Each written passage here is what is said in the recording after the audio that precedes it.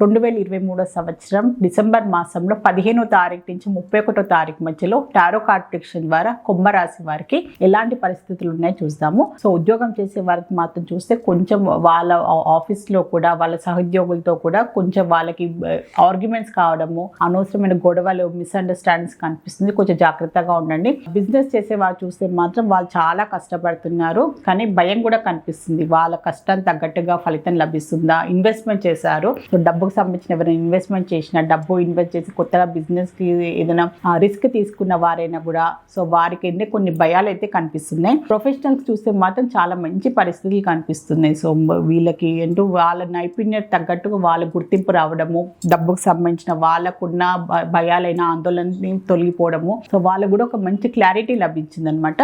రైతులు, సో వీరికి ఫార్మర్స్కి కూడా వాళ్ళ కష్టాన్ని తగ్గట్టు ఫలితం కూడా తొందరలోనే లభిస్తుంది. మంచి పరిస్థితులు ఏది కూడా కనిపిస్తున్నాయి వీరికి. స్టూడెంట్స్కి చూస్తే మాత్రం వాళ్ళకి ఒక మంచి కౌన్సిలింగ్ అయితే చాలా అవసరం. వారికి కుటుంబ పరంగా చూస్తే మాత్రం మోసం అనే ఒక ఫీలింగ్ కనిపిస్తుంది. దానివల్ల కూడా కుటుంబంలో మెయిన్గా భార్యాభర్తల మధ్యలో గొడవలు కావడము, డివోర్స్ వరకు వెళ్ళే అవకాశాలు చాలా కనిపిస్తుంది కుంభరాశి వారిలో.